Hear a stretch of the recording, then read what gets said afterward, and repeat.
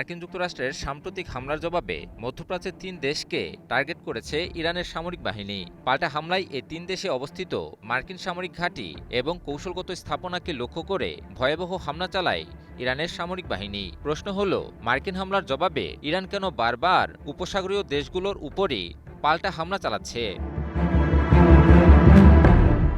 সম্প্রতি ইরানের উপকূলীয় বিভিন্ন সামরিক স্থাপনা এবং গুরুত্বপূর্ণ অবকাঠামোকে লক্ষ্য করে হামলা চালায় মার্কিন সামরিক বাহিনী। সে সময় ভিন্ন ভিন্ন ৯০টি লক্ষ্যবস্তুতে হামলা চালায় মার্কিন বাহিনী। ইরানে মার্কিন হামলার জবাবেই উপসাগরীয় ৩ দেশ কাতার, কুয়েত এবং বাহরাইনকে টার্গেট করে ইরানের সামরিক বাহিনী। কাতার ভিত্তিক সংবাদ মাধ্যম আল জাজিরা এক প্রতিবেদনে তুলে ধরে এই খবর। ইরানের সামরিক বাহিনী এক বিবৃতিতে জানায়, এই হামলায় কুয়েতের একটি প্যাট্রিয়ট ক্ষেপণাস্ত্র ব্যবস্থা, কাতারের একটি আগাম সতর্কীকরণ স্যাটেলাইট অ্যান্টেনা কেন্দ্র এবং বাহরাইনে মার্কিন সামরিক বাহিনীর জ্বালানি ট্যাঙ্কগুলোকে লক্ষ্যবস্তু করা হয়। এ সময় বিপুল সংখ্যক এমনকি নতুন ধরনের ড্রোন ব্যবহার করে ইরানি বাহিনী।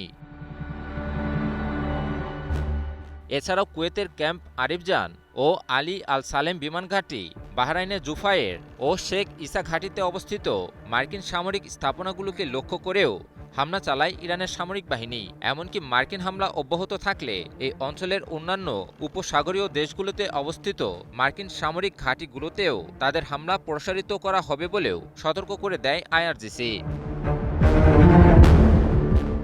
সংবাদ মাধ্যম আল জাজিরার এক বিশ্লেষণে বলা হয়, যখনই ইরানের উপর মার্কিন যুক্তরাষ্ট্র হামলা চালায়, ইরানও উপসাগরীয় দেশগুলোর উপর পাল্টা হামলা চালায়। মূলত এই সকল দেশগুলোকে ব্যবহার করেই ইরানে হামলা চালানো হয় বলেই বারবার এসব দেশকে লক্ষ্য করে পাল্টা হামলা চালায় ইরান।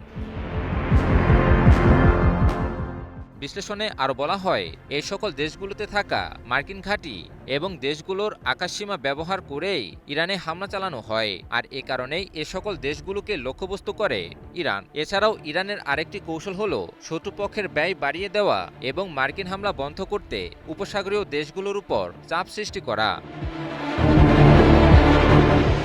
সম্প্রতি টানা ২ রাতের মতো সংঘাতে জড়ায় যুক্তরাষ্ট্র এবং ইরান। টানা ২ রাতের সংঘাতে ইরানের ১৭০টি স্থাপনাকে লক্ষ্যবস্তু করে মার্কিন সামরিক বাহিনী। মার্কিন হামলার জবাবে ইরানও যুক্তরাষ্ট্রের বহু গুরুত্বপূর্ণ এবং কৌশলগত স্থাপনায় হামলা চালায়। পাশাপাশি যে কোনো আগ্রাসনের জবাব যথাযথভাবেই দেওয়া হবে বলেও সতর্ক করে দেয়।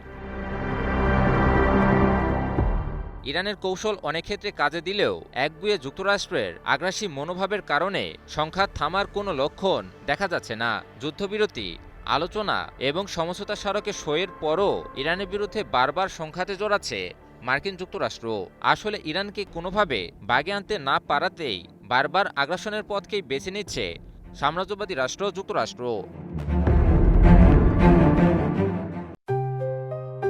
JBS holdings limited.